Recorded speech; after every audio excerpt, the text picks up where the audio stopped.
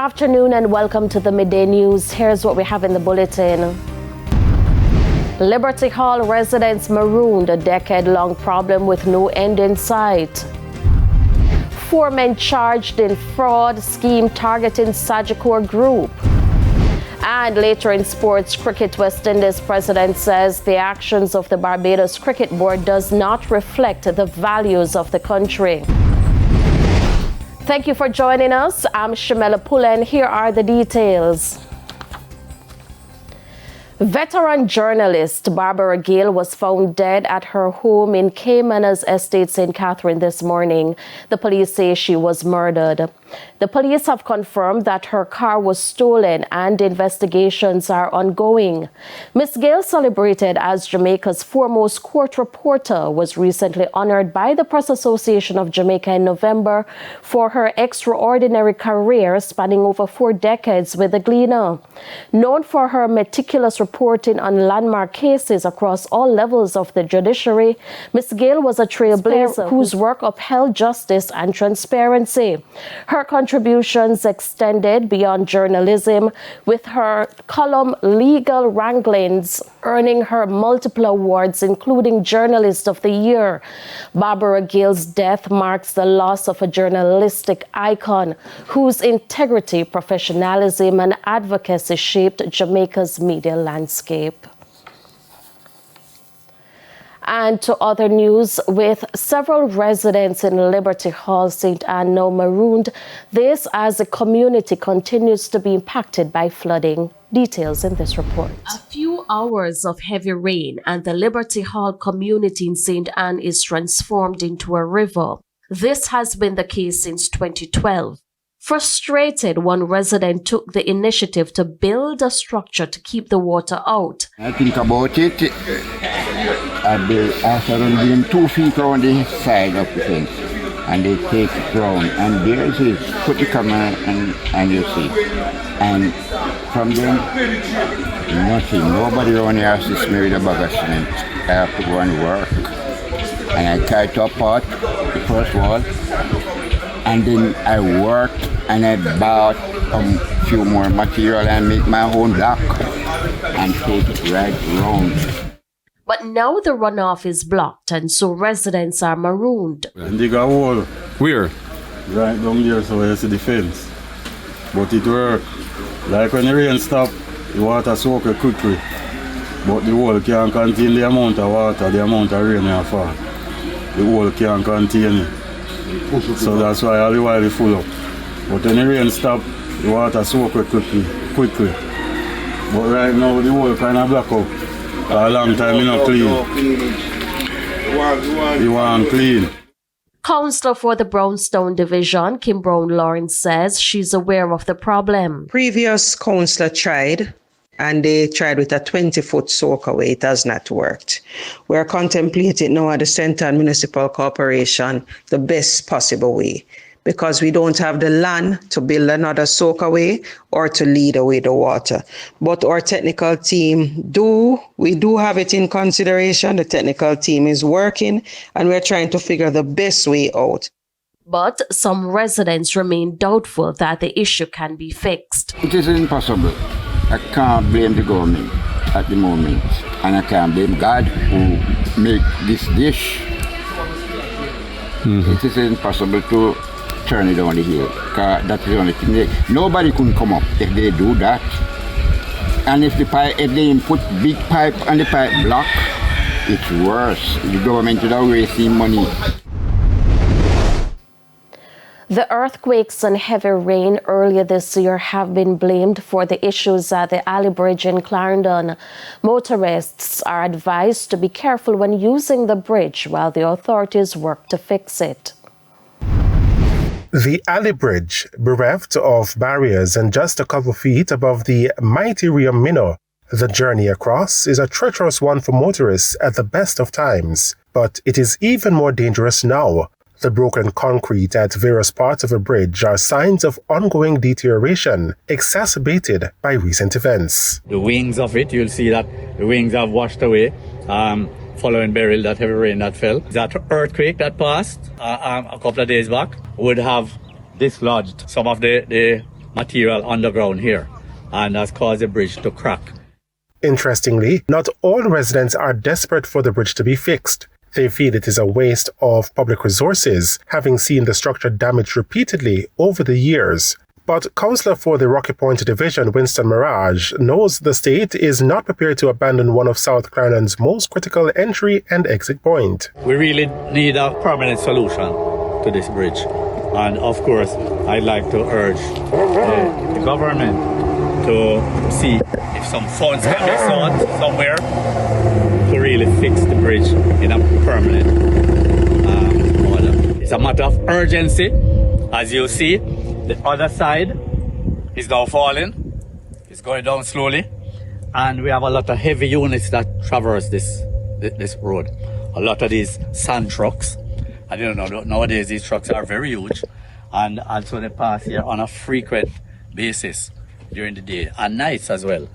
These bushes and rocks placed at parts of the bridge have been serving as warning signs for motorists using the alley bridge. There's a hole that has developed on the western side of the bridge, the western lane between alley and water lane communities.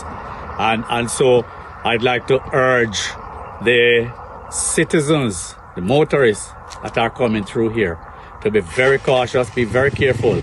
The relevant authorities, including the National Works Agency NWA, have been notified of the situation. O'Shane Masters, TVJ News. The suspects in the multi-million-dollar Sagicor group fraud have been charged. They are Michael Fenton, Orlando Breckenridge, Siebert Watt, and Michael Dowse. According to the Major Organized Crime and Anti-Corruption Agency, the charges include conspiracy to defraud, possession of criminal property, and receiving stolen property. Fenton is also facing an additional charge of possession and dealing in ganja. The men are said to appear in court on December 20. Despite a curfew imposed in sections of Enfield in St. Mary, residents are concerned about whether they will have a Merry Christmas and a Happy New Year. But the police say it is up to them and how they cooperate with the law.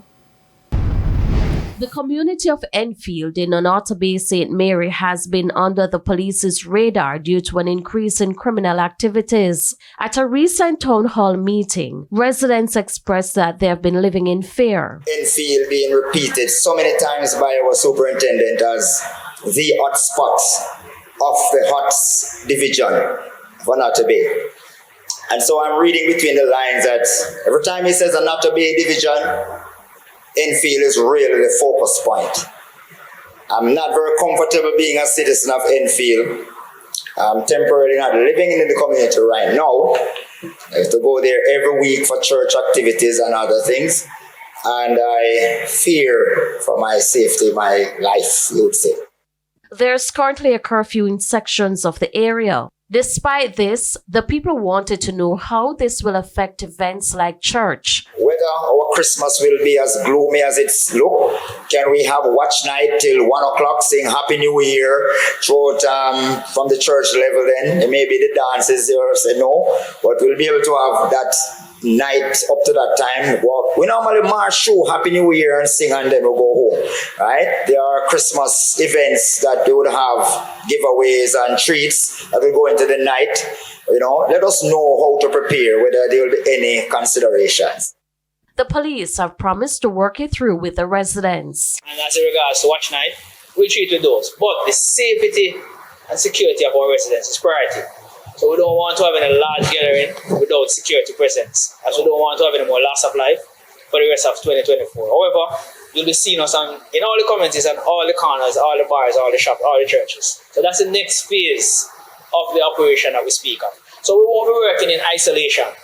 It's the police and the members of the community, the citizens, the stakeholders, saying how do we move forward.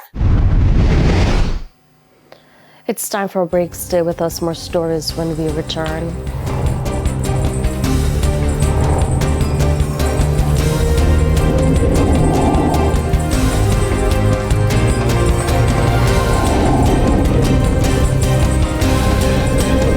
Welcome back to the Midday News. A farmer is hospitalized after he was shot several times at his house in Colleyville, Manchester on Monday. According to residents, explosions were heard sometime after 2 p.m., after which the police were alerted. The farmer who was found suffering from gunshot wounds was assisted to hospital. The motive and identity of the shooter remain unclear. It's now time for the Business Minute. The Planning Institute of Jamaica is forecasting that the economy will decline by 0 to 1.5% during the December quarter. This after dropping by 2.8% during the September quarter. The economy climbed by 1.4% during the first quarter, then flatlined by 0.2% during the second quarter before falling sharply by 2.8% during the third quarter due to shocks including Hurricane Beryl. The consecutive quarters of decline will spark talks of a recession, defined as 2 or more quarters drop in GDP adjusted for inflation. Further afield, U.S. President-elect Donald Trump is signaling he might re-evaluate a pending ban on TikTok. It's set to take effect January 19th, the day before his inauguration. That's unless TikTok's parent company, ByteDance, sells it to a non-Chinese buyer. A source says TikTok's CEO met with Trump at Mar-a-Lago yesterday. Now the president-elect is crediting the social media platform with helping him get re-elected. TikTok is also suing over the ban. In a filing yesterday, it asked the Supreme Court to intervene. And that's the Business Minute. I'm Sandy Williams. Time now for the top regional and international stories. In the region, Trinidad and Tobago Minister of Public Utilities Marvin Gonzalez is demanding a retraction from the Trinidad and Tobago Fire Service TTFS over its statement regarding the house fire that killed Lisa Morris Julian, Minister in the Ministry of Education, and her 2 children.